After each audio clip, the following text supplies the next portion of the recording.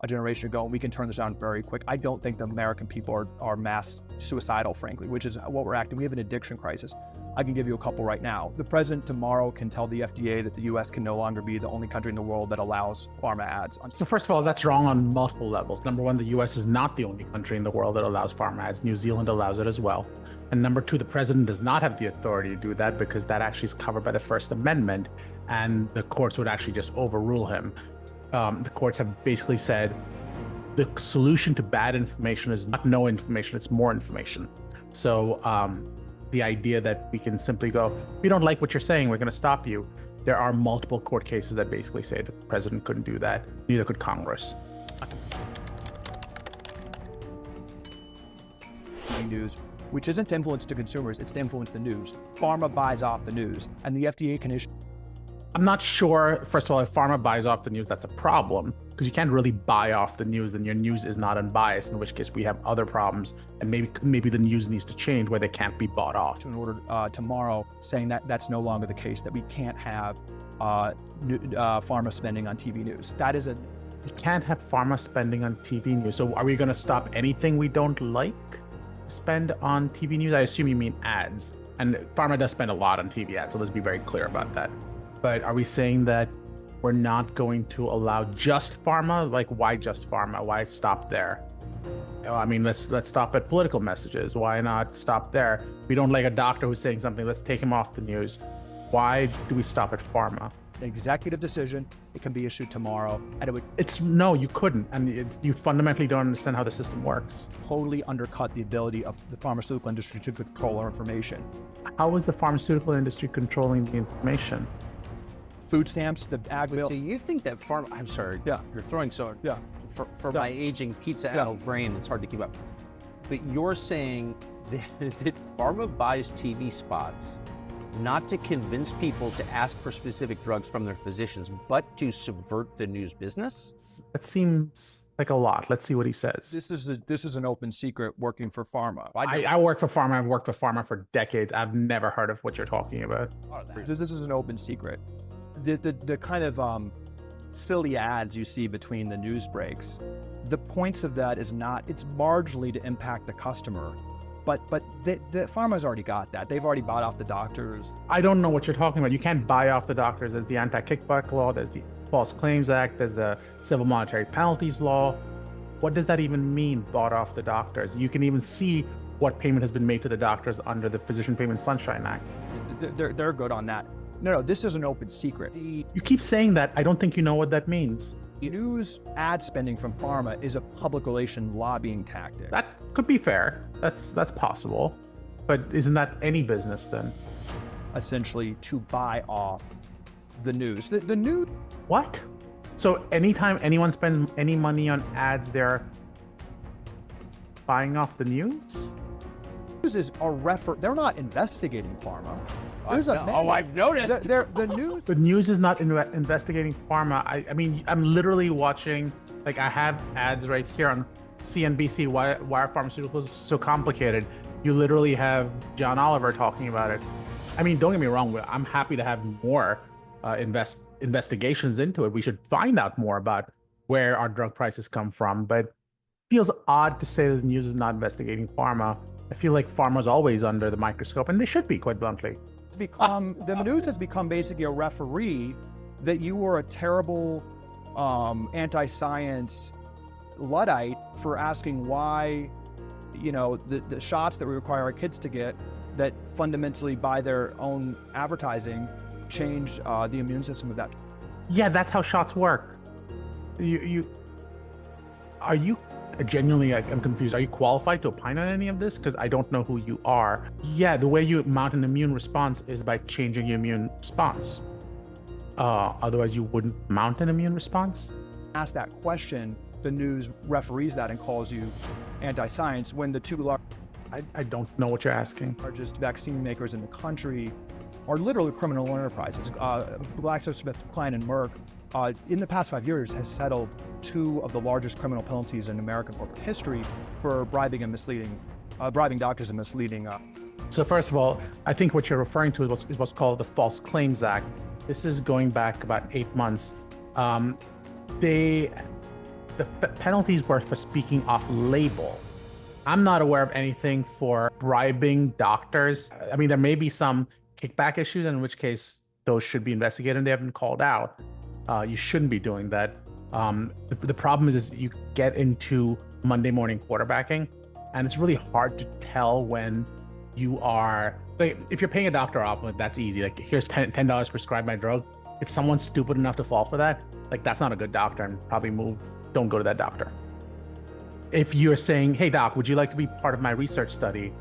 And the doctor goes, sure, I'd like to be part of that research study. I'd like to advance research. Someone comes back 10 years later and goes, yeah, see, you bribed him.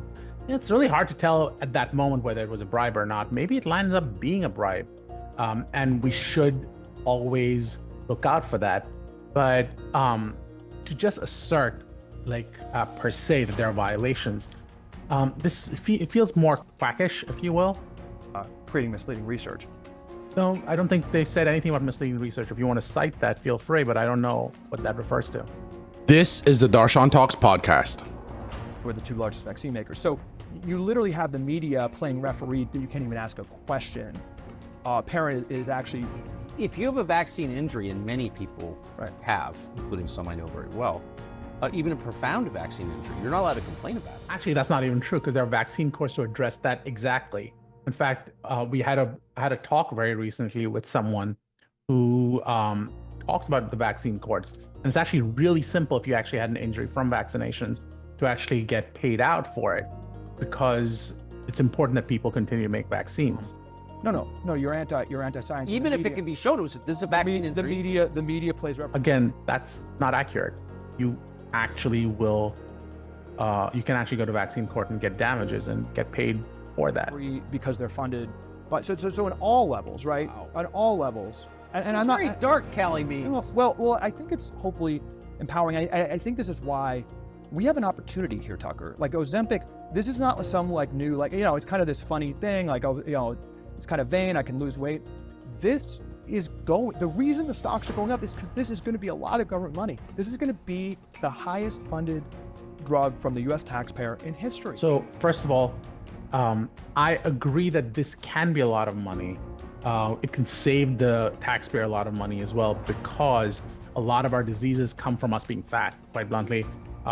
If we can lose weight, we can prevent what's called metabolic syndrome. If we prevent metabolic syndrome, we can prevent worsening of several disease states, whether we're talking cardiovascular illnesses, obesity. Obesity is almost a symptom of all of these other issues, and vice versa. Some of these other diseases are results of obesity. So if we can solve the obesity problem, we solve a lot of those diseases. But let's kind of take a step back.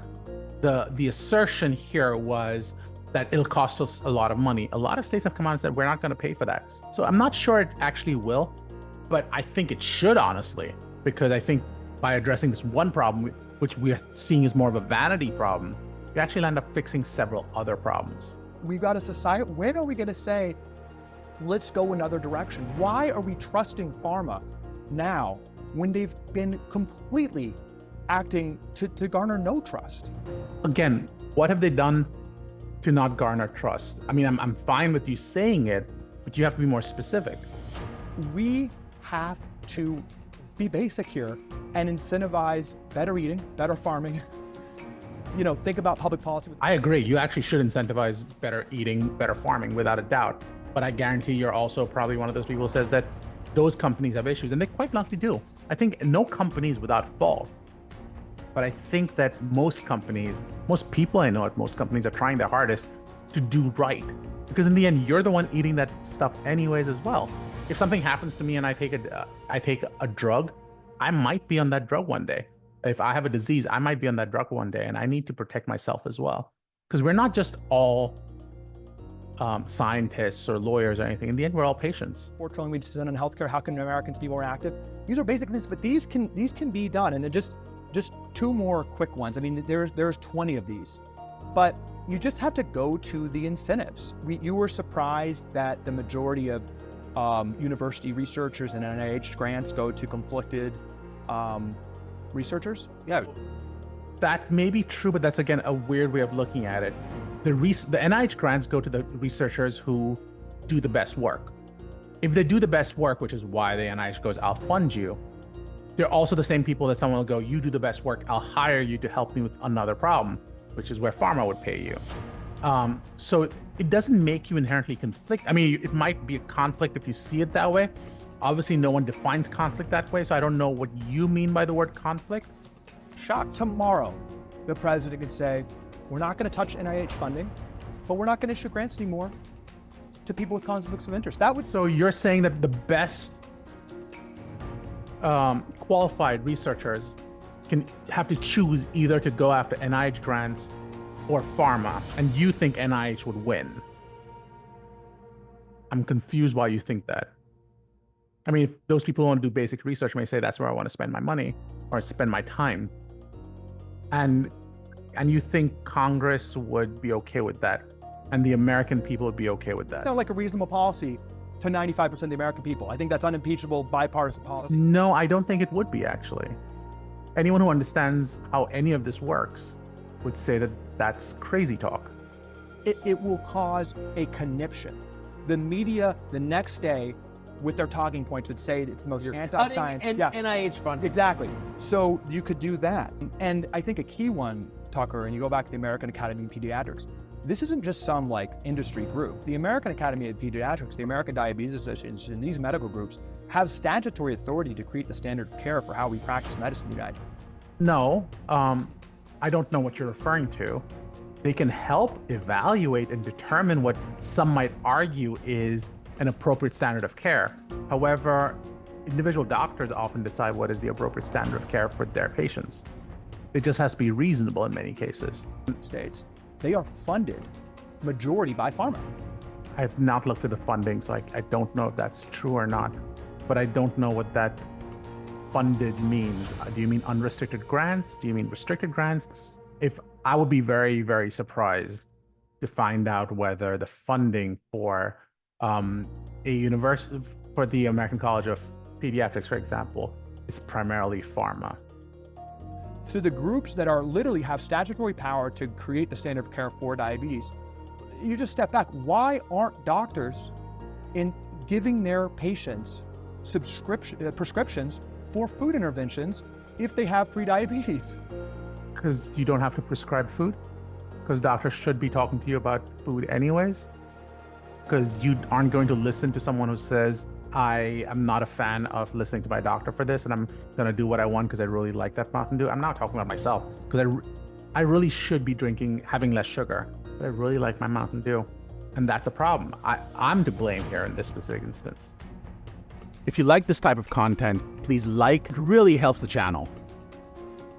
Why aren't they giving them and prescribing them and allowing them to use their medically, tax advantage dollars to exercise? If you actually follow the science, that would be the correct medical intervention to reverse that. To reverse diabetes? What are you qualified to speak on? Because it's not the law, and it's not medicine. But we're so gaslighted by this. It's just not even batting an eye that it's just pill, pill, pill. Americans follow incentives. It's what we're trying to do. TrueMed is a doctor actually can write a note for exercise and food. And that actually can open up medical tax advantage dollars and other insurance dollars. What? No, you can't write insurance dollars for food unless it's medical food. And that's usually like Glucerna or something, where the person literally cannot eat food otherwise. You might, unless you're talking like Mediclaim, which is really like someone who literally has no money. Actually, doctors could do that, but the second you get someone off the chronic disease treadmill, that's not a profitable patient. There's nothing more profitable for the pharmaceutical industry than, frankly, a sick kid. You're gonna have to be more specific. First of all, I don't think that's right, and that's a really terrible thing to say about anyone. No one wants a sick kid. No one.